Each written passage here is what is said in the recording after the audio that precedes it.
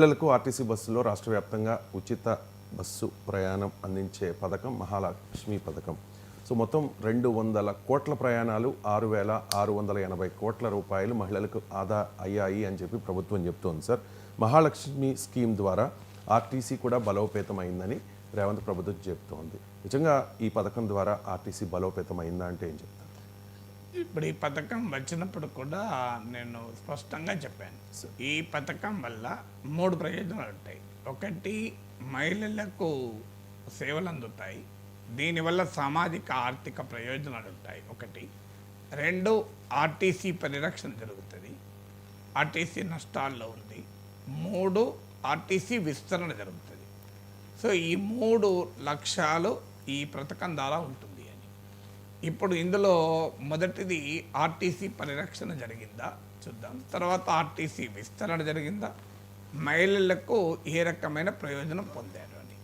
So మహిళలకు ఏ రకమైన ప్రయోజనము పొందారు అన్నది ముందే తీసుకుందాం. సో దీనిపైన ప్రభుత్వం కొన్ని గణాంకాలు కూడా ఇచ్చింది. 200 కోట్ల ఉచిత ప్రయాణాలు జరిగాయి అని. సో 200 కోట్ల ఉచిత ప్రయాణాలు అంటే మామూలు విషయం కాదు. సో ఈ మహాలక్ష్మి పథకం ప్రారంభమయ్యే నాటికి డైలీ రైడర్షిప్ అంటే ప్రతిరోజు ఆర్టీసీలో ప్రయాణం చేసేవారు 45 లక్షల మంది ఉండే. ఇప్పుడు అది 60 లక్షలకు పెరిగింది. అంటే ఉమెన్, మెన్ అందరూ కలిపి. సో 45 lakh ఉన్న ప్రతిరోజు ఆర్టీసీలో ప్రయాణం చేసేవారు 60 లక్షలు, 60 lakh పెరిగింది. ఇది 24% ఇంక్రీజ్ ఇన్ ఆర్టీసీ డైలీ రైడర్షిప్. దీనివల్ల ఆర్టీసీ అక్యుపెన్సీ రేషియో అంటారు. అక్యుపెన్సీ రేషియో అంటే 100 సీట్లుంటే ఎంతమంది ప్రయాణం చేస్తున్నారు, ఇది 69% ఉండేది. ఆర్టీసీ అక్యుపెన్సీ రేషియో 97% పెరిగింది.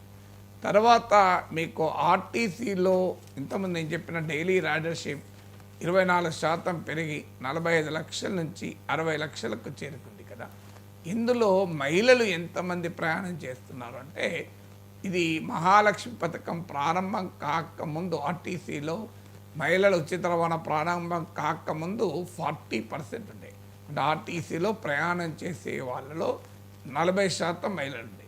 ఇప్పుడు అది 66.74% పెరిగింది. అంటే సుమారు 67%. అంటే ఆర్టీసీలో 100 మంది ప్రయాణం చేస్తే ఇందులో 67% మహిళలే.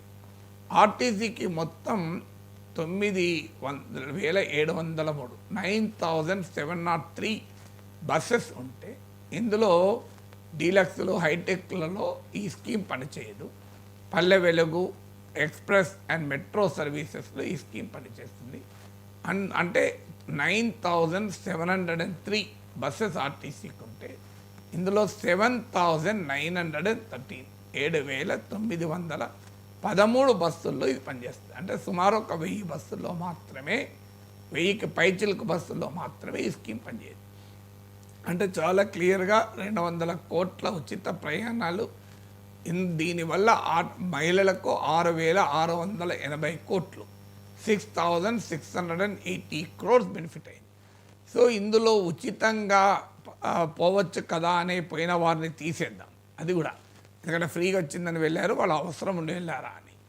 సో అది అవసరంతో వెళ్ళారా, ఫ్రీగా వచ్చిందని వెళ్ళారా అనేది ఎలా తెలుస్తుంది?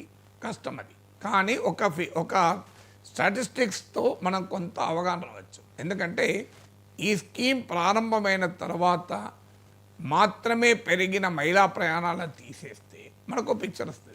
సో ఓవరాల్ ప్రయాణాలు 24% పెరిగాయి. మీరు 45 లక్షల డైలీ రైడర్షిప్కి మీకు 60 లక్షలు పెరిగింది. అలాగే దీంట్లో ఉమెన్ షేర్ కూడా 40% నుంచి 67% పెరిగింది. అంటే రఫ్గా ఒక 20% ప్రయాణాలు అప్రాక్సిమేట్గా, ఎగ్జాక్ట్ మ్యాథమెటికల్ కాదు, ఈ ఫ్రీగా సర్వీస్ ఇచ్చింది కనుకనే పెరిగాయని అనుకుంటే స్టిల్ కూడా మీకు ఒక 5,000 కోట్ల మేరకు తెలంగాణలో మహిళలకు ఈ పథకం ద్వారా ప్రయోజనం పొందారు. అంటే సుమారు 5,000 crores. అంటే తమ అవసరాల కొరకు ఆర్టీసీలో ప్రయాణం చేసేటప్పుడు చెల్లించాల్సిన మహిళలు ఇప్పుడు చెల్లించకుండా ఉండిపోయారు. ఇందులో ఉద్యోగులు, ఆర్టీసీలో డబ్బు కట్టగలిగేవారు కూడా కొంతమంది ఉండవచ్చు, కానీ వాళ్ళు తక్కువ ఉంటారు. ఎందుకంటే జనరల్గా మనం ఇప్పుడు మీరే ఉన్నారు, మీరు ఉచితంగా అని అది ఎక్స్ప్రెస్ బస్ ఎక్కం కదా, డీలక్సో హైటెక్కో ఎక్కుతాం. సో అందువల్ల అలా తీసేసిన పోనీయండి, అంటే చెల్లించగలిగేవారు కాస్త వెలాఫ్ అయినా కూడా ఉచితంగా రవాణా కనుక వాళ్ళకు మిగిలాయి అనుకుందాం, వాళ్ళని తీసేసినా కూడా ఒక సుమారు 4,000 కోట్లన్న తెలంగాణలో సామాన్య మహిళలకు ఆర్టీసీ ఉచిత రవాణా వల్ల ప్రయోజనం కలిగింది. ఇది ప్రజలకు కలిగిన సౌకర్యం విలువ ఈ గణాంకాలు చూస్తే. అయితే దీనివల్ల ప్రజల మహిళల సామాజిక ఆర్థిక సాధికారికత, సోషల్ అండ్ ఎకనామిక్ ఎంపవర్మెంట్కు దారితీసిందా? దీనిపైన నేను ఈ స్కీమ్ పెట్టినప్పుడు కూడా ఒక సజెషన్ ఇచ్చాను. అన్ఫార్చునేట్లీ ప్రభుత్వాలు మంచి సలహాలు ఎవరు పట్టించుకోరు, పబ్లిసిటీకి ఎక్కువ ఇంట్రెస్ట్. నేను ఆ రోజు కూడా చెప్పింది ఏంటంటే public policy should have a test, అంటే పరీక్షకు నిలబడాలి. ఇప్పుడు పరీక్షకు నిలబడదు పబ్లిక్ పాలసీ, ఇప్పుడు ఓట్లకే నిలబడుతుంది. మీకు నోబెల్ బహుమతి పొందిన MIT economist Abhijit Banerjee, Esther Duflo, వారు ఎకనామిక్స్లో నోబెల్ బహుమతి వచ్చింది. ఎందుకు వచ్చింది? ర్యాండమైజ్డ్ క్లినికల్ ట్రయల్స్ అనే వైద్య ఫార్మాకాలజీ అంటే ఔషధ శాస్త్రము, కొత్తగా ఒక ఔషధాన్ని ప్రవేశపెట్టాలి అంటే మీకు క్లినికల్ ట్రయల్ చెప్తారు, ర్యాండమైజ్డ్ క్లినికల్ ట్రయల్స్ అని. So Abhijit Banerjee and Esther Duflo అనే ఇద్దరు అర్థశాస్త్రవేత్తలు, నోబెల్ బహుమతి పొందిన ఎకానమిస్టులు, వారు పబ్లిక్ పాలసీలో ఈ ర్యాండమైజ్డ్ క్లినికల్ ట్రయల్స్ను ప్రవేశపెట్టారు, RCTని. సో ఉదాహరణకు రాజస్థాన్లో వారు మహిళలు ఇమ్యూనైజేషన్ అంటే తమ పిల్లల్ని టీకాలు వేయించుకోవటానికి మోటివేట్ చేసేందుకు ఒక బ్యాగ్ కొన్ని ఆఫ్ పల్సెస్ అంటే పప్పు దినుసుల ఇవ్వడం మొదలుపెట్టారు. సో పప్పు దినుసులు ఇవ్వకముందు ఎంతమంది మహిళలు తమ బిడ్డలకు టీకాలు వేశారు, పప్పు దినుసులు ఉచితంగా ఇవ్వడం తర్వాత ఎంతమందికి టీకాలు వేశారు అనేది స్టడీ చేశారు. ఈ స్టడీ తెలిపింది ఏంటంటే పప్పు దినుసులు ఇవ్వడం ద్వారా పిల్లలకు టీకాలు అనేది పెరిగాయి. అలాంటప్పుడు ఇది ఉచితమైన పప్పు దినుసులు ఇవ్వడం కరెక్ట్ అవుతుంది.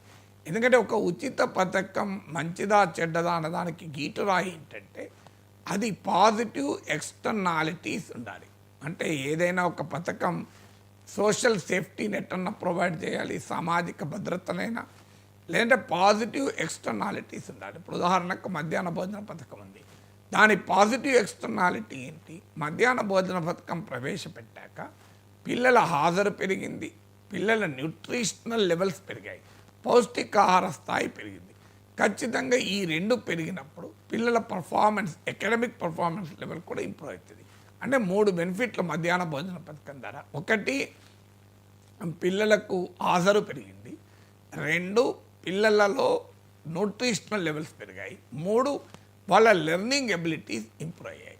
4వది, తల్లులకు, వాళ్ళు పని చేసుకునే తల్లులకు పిల్లల మధ్యాహ్నం భోజనం గురించి ఆలోచించకుండా వారు ఎర్లీగా పనికి వెళ్ళడానికి కూడా అవకాశం ఉంటుంది. ఈ 4వ తీసేసిన మొదటి 3 క్లియర్ పాజిటివ్ ఎక్స్టర్నాలిటీస్. అందువల్ల ఎప్పుడైతే ఈ రాజస్థాన్లో అభిజిత్ బెనర్జీ, ఆర్థర్ డిఫ్లర్ ప్రయోగం ఏం చెప్తోంది, ఒక ఉచితము మంచిదా కాదా, అది ఉచిత ఆర్టీసీ రవాణా అయినా మంచిదా కాదా తెలవాలి అంటే ఒక పబ్లిక్ పాలసీకి ఒక టెస్ట్ ఉండాలి.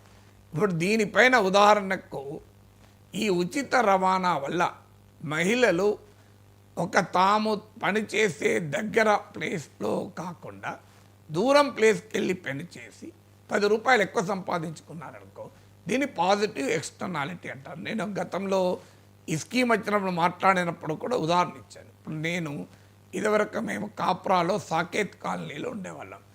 ఇప్పటికి కూడా అక్కడ ఒక పని చేసే మనిషికి ఒక కుటుంబంలో పనిచేస్తే 3,000 4,000 ఇస్తారు. సో అప్రాక్సిమేట్గా చెప్తున్నాను, 1000 అటు ఇటు ఉండొచ్చు ఇంట్లో పనిని బట్టి.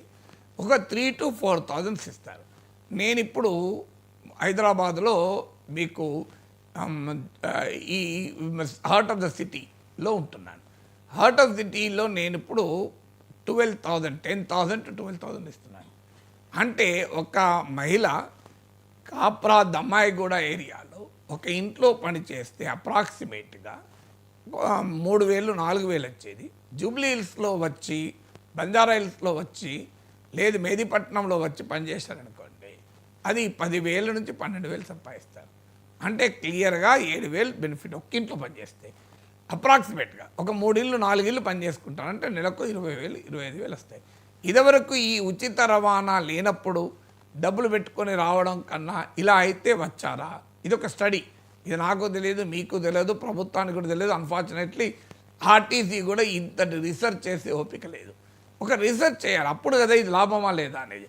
లేదు, ఆర్టీసీలో ఉచితంగా లేనప్పుడు ఒక అమ్మాయిని దగ్గరలో ఉన్న కాలేజీకి చదివించి ఉచిత రవాణా వచ్చాక కొంత మంచి బెటర్ ఎడ్యుకేషన్ ఉంటుంది కదా అని దూరానున్న కాలేజీకి చదివించారా? ఇదొక ఉదాహరణ.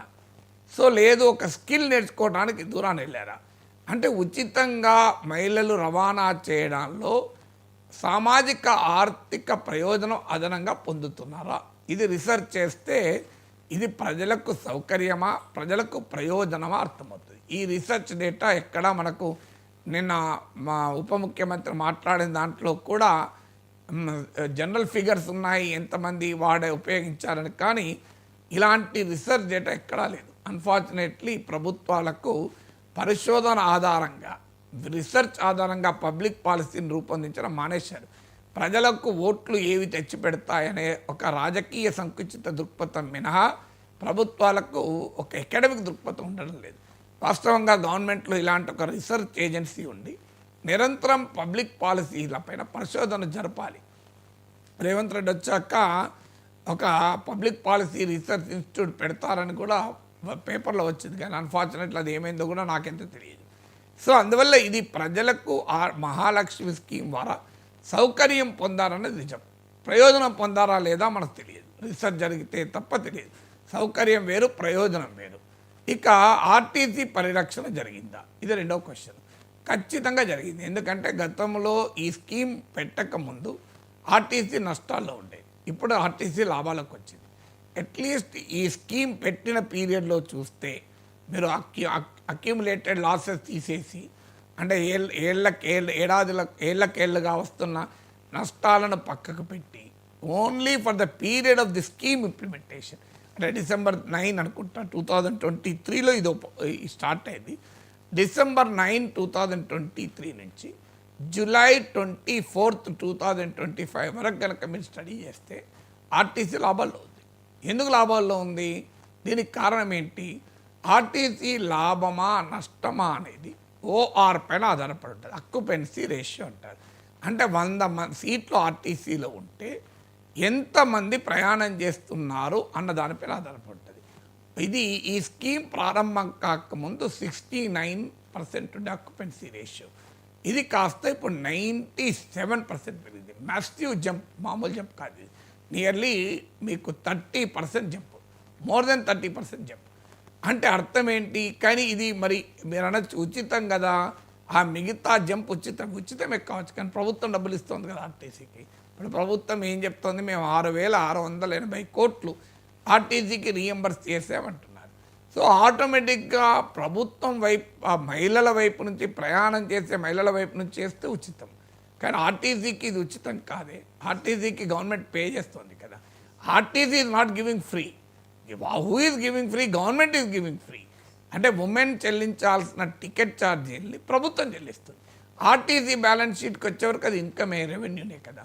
సో అందువల్ల ఈ 6,680 కోట్ల మేరకు అక్యుపెన్సీ రేషియో పెరగడం వల్ల, అంటే అట్లీస్ట్ ఇందులో కొంత ఉచిత రవాణా వల్ల పెరిగింది, మొత్తం కాకపోయినా కూడా. ఎందుకంటే ఉచిత రవాణా లేకపోయినా మహిళలు టికెట్ తీసుకొని ఎక్కేవాళ్ళు, ఆర్టీసీకి ఆదాయం వచ్చేది. కనీసం అందులో ఒక 2,000 కోట్లు 2,200 కోట్లు ఈ ఉచిత రవాణా వల్ల ఆర్టీసీకి అదనంగా వచ్చిన ఆదాయం. అందువల్ల ఆర్టీసీ లాభాల్లోకి వచ్చింది. ఆర్టీసీ లాభాల్లోకి రావటానికి కారణం అది, పరిరక్షణ జరిగింది, అనుమానం లేదు. దానికి ఫిగర్సే సాక్ష్యం. ఇక మూడవది ఆర్టీసీ విస్తరణ. ఇది జరిగిందా లేదా? ఇప్పటి వరకైతే విస్తరణ మార్జినల్గా జరిగింది. ఇప్పుడు ప్రభుత్వం చెప్తుంది మేము బస్సులు కొన్నామని. బస్సులు కొన్న మాట నిజం. బస్సులు 2 రకాలుగా కొనడం అని 2 రకాలుగా చూడాలి. ఇంట్రెస్టింగ్ ఏంటంటే ప్రభుత్వాలు లెక్కలు చెప్పేటప్పుడు తెలివిగా చెప్తారు. జర్నలిస్టులు కూడా తెలివిగా అడగడం మానేస్తారు చాలా రోజుల నుంచి. అడగగలగాలి. ఆర్టీసీ బస్సులు కొన్నాము అని చెప్పాడు ఉప ముఖ్యమంత్రి. ఆర్టీసీ చైర్మన్ చెప్పారు. వెంటనే సార్ ఎన్ని బస్సులు సార్? 2011 బస్సులు కొన్నారు. రేవంత్ సర్కార్లో భారీగా కొన్న ఆర్టీసీ బస్సులు అని రాస్తారు. కానీ కొనడము రెండు రకాలుగా ఉంటుంది. ఒకటి రిప్లేస్మెంట్, రెండు ఆగమెంటేషన్. రిప్లేస్మెంట్ అంటే ఏంటిదంటే ఒక బస్సు చెడిపోతే ఇక దాని లైఫ్ టైం అయిపోతే ఆ ప్లేస్లో బస్సు కొంటే ఆర్టీసీ విస్తరణ కాదది. It is only replacement. రెండవది ఆగమెంటేషన్. ఆగమెంటేషన్ అంటే కొత్తగా అదనంగా బస్సులు ఆడైతే ఆగమెంటేషన్ అంటారు. అందువల్ల ఎప్పుడైనా ఒక మంత్రి కానీ ఆర్టీసీ చైర్మన్ కానీ బస్సులు కొన్నాము అని అడగడంతోనే అక్కడ ఉన్న విలేకరు అడగాలి లేసి, సార్ ఇది రిప్లేస్మెంట్ కోసం కొన్న బస్సుల సంఖ్య ఎంత, ఆగ్మెంటేషన్ కొరకు కొన్న బస్సుల సంఖ్య ఎంత? మరి ఇది ఎవరన్నా అడిగి ఉండాలి మిత్రులు, జర్నలిస్ట్ మిత్రులు. కానీ అన్ఫార్చునేట్లీ నాకైతే మీడియాలో ఇమీడియట్గా డేటా దొరకలేదు. మరి అది వెరిఫై చేస్తే దొరుకుతుందేమో. కానీ నేను సేకరించిన సమాచారం ప్రకారం మోస్ట్ ఆఫ్ ద కొత్తగా కొన్న బస్సులు రిప్లేస్మెంటే. They are not for augmentation. Augmentation అనేది కొన్నారు 200, 300, కొన్ని వందల్లోనే ఉంటుంది తప్ప వేలల్లో లేదు. రిప్లేస్మెంట్గా కొన్నదే మెయిన్, ప్రధానంగా కొన్నది రిప్లేస్మెంట్. ఆగ్మెంటేషన్కు కొన్నది ఫ్యూ హండ్రెడ్స్లోనే ఉంది. అందువల్ల ఆర్టీసీకి పెరిగిన మహిళల రవాణా తాకిడికి అనుగుణంగా ఆర్టీసీ బస్సుల సంఖ్య పెరగాలి. ఎన్ని పెరగాలి అన్నప్పుడు నేను స్టడీ చేసిన దాని ప్రకారం కనీసం తెలంగాణ వ్యాప్తంగా 3000 బస్సులన్నా పెరగాలి. ఎందుకంటే నేను ఆర్టీసీ పైన 20-30 ఏళ్ళుగా మాట్లాడుతున్నాను. ఇప్పుడు కాదు, ఉమ్మడి రాష్ట్రంలో చంద్రబాబు నాయుడు ప్రభుత్వం ఉన్న సమయం నుంచి మాట్లాడుతున్నాను. ఆర్టీసీ పైన Congress government group of ministers meeting పెడితే దాంట్లో డీటెయిల్ ప్రజెంటేషన్ ఇచ్చాను. శాసన మండలిలో ఆర్టీసీ పైన ఐఐఎం బెంగళూరు నివేదిక పైన ఫస్ట్ టైం నేనే ½ వాయిదా తీర్మానాన్ని మీకు కాల్ అటెన్షన్ మోషన్ ఇచ్చి కౌన్సిల్లో డిబేట్ పెట్టాను. సో ఆర్టీసీ సమ్మె సమయంలో కూడా ఆర్టీసీ యూనియన్లతో పాటు విస్తృతంగా అధ్యయనం చేసి మాట్లాడినా. ఆ అనుభవంతో తెలుసుకున్నది ఏంటంటే తెలంగాణలో అట్లీస్ట్ ఒక 3000 బస్సులు పెరగాలి. అంటే ఈ ఆర్టీసీకి మహిళల ఉచిత రవాణా స్కీమ్ తాకిడిని తట్టుకొని మెరుగైన ఆర్టీసీ సేవలు అందించాలి అంటే 3000 బస్సులు పెరగాలి. అందులో కనీసం 1000 బస్సులు హైదరాబాద్లో పెరగాలి. ఎందుకంటే ఇప్పటికీ కూడా మన తెలంగాణలో 12,700కు పైగా రెవెన్యూ గ్రామాలు ఉన్నాయి. అంటే అప్రాక్సిమేట్గా నాకు గుర్తున్నంత మేరకు ఐ థింక్ 12,716 అనుకుంటా, సబ్జెక్ట్ వెరిఫికేషన్. సుమారు 12,700 రెవెన్యూ గ్రామాలు ఉన్నాయి. ఇందులో సుమారు 9,000 రెవెన్యూ గ్రామాలకు 9,000 to 10,000 గ్రామాలకు ఆర్టీసీ బస్ కనెక్టివిటీ. అంటే ఇప్పటికీ కూడా ఒక 2,000 గ్రామాలకైనా కనీసం ఇంకా తెలంగాణలో బస్ కనెక్టివిటీ లేదు. అంటే అర్థం ఏంటి? ఆ గ్రామంలో ఉన్న మహిళలు ఈ పథకాన్ని పూర్తి స్థాయిలో ఉపయోగించుకోలేకపోతున్నారు. వాళ్ళు వేరే పట్టణానికో దగ్గర గ్రామానికో వెళ్ళి బస్సు ఎక్కితే తప్ప. అందువల్ల ముందుగా ప్రతి గ్రామానికి ఆర్టీసీ బస్సు వెళ్ళగలగాలి. ఆర్టీసీ అనేది ఒక కమర్షియల్ ఆర్గనైజేషన్ కాదు. ఇప్పుడు స్కూళ్ళు పెట్టేటప్పుడు మనం ఎంత ఆదాయం వస్తుందని చూడం, ఆసుపత్రులు పెట్టినప్పుడు ఎంత ఆదాయం వస్తుందని చూడం, మనము మీకు రోడ్లు వేసేటప్పుడు ఎంత ఆదాయం వస్తుందని ప్రతి రోడ్డు మీద టోల్ పెట్టి వసూలు చేయం, డ్రైనేజీ సదుపాయాన్ని కల్పించేటప్పుడు ఎంత ఆదాయం వస్తామని చూడం. అలాగే ఆర్టీసీ కూడా ఒక సేవ, ప్రజాసేవ, పౌరసేవ. సో అందువల్ల it is a public service కనుక దీన్ని కమర్షియల్ అవుట్లుక్లో చూడకుండా ప్రతి గ్రామానికి బస్సు సదుపాయం ఉండాలి. ఎందుకంటే transport is an engine of economic growth. Connectivity will lead to economic growth. ప్రపంచవ్యాప్తంగా అనేక పరిశోధనలు చెప్తున్నాయి ఏంటంటే కనెక్టివిటీ పెరిగితే, రవాణా కనెక్టివిటీ పెరిగితే అది సామాజిక ఆర్థిక అభివృద్ధికి దోహదం చేస్తుంది, సోషల్ అండ్ ఎకనామిక్ ప్రొడక్టివిటీని పెంచుతుంది అని. అలా ప్రపంచంలో కొన్ని చోట్ల మోడల్స్ కూడా ఉన్నాయి. Free transport. ఇటీవల న్యూయార్క్లో జొరాన్ మమ్దాని మేయర్గా డెమోక్రటిక్ పార్టీ అభ్యర్థిగా రంగంలో దిగబోతున్న అతని ప్రామిస్లో ఒకటి న్యూయార్క్లో పబ్లిక్ ట్రాన్స్పోర్ట్. అది ఫ్రీ పబ్లిక్ ట్రాన్స్పోర్ట్ అనే దానిపైన ప్రపంచవ్యాప్తంగా చర్చ కూడా ఉంది, పబ్లిక్ పాలసీ వర్చ్యూగా. సో ఇక్కడ మీకు అందువల్ల 2,000 గ్రామాలతో పాటు ఇక హ్యామ్లెట్స్ ఉంటాయి. అంటే హ్యామ్లెట్స్ అంటే ఒక రెవెన్యూ గ్రామానికి అనుబంధంగా చిన్న చిన్న ఆవాస ప్రాంతాలు ఉంటాయి. అలా 500 మంది కన్నా ఎక్కువ ప్రజలు నివసిస్తున్న హ్యామ్లెట్లు కూడా కొన్ని వేలలో ఉంటాయి. అందువల్ల ఈ హ్యామ్లెట్లకు అలాగే అన్కనెక్టెడ్ రెవెన్యూ గ్రామాలకు కూడా ఆర్టీసీ కనెక్టివిటీ పెరిగి ఈ పథకాన్ని ఉపయోగించుకోవాలి అంటే అట్లీస్ట్ రాష్ట్రంలో 3000 బస్సులను ప్రవేశపెట్టాలి. అందులో అట్లీస్ట్ 1000 బస్సెస్ హైదరాబాద్లో ప్రవేశపెట్టాలి. ఇక ఈ ఉచిత రవాణాకు మేము రీఎంబర్స్మెంట్ చేశామని ప్రభుత్వం ప్రకటించింది. చెక్ కూడా ఇచ్చినట్టు పత్రికలు వచ్చింది, సంతోషం.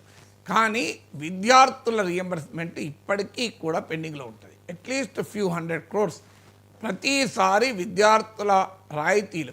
ఇప్పుడు మహిళల ఉచిత రవాణా రీఎంబర్స్ చేస్తున్నామన్న పేరిట ఇతర రకాల రీఎంబర్స్మెంట్ను సరైన సమయంలో ఇవ్వడం లేదు.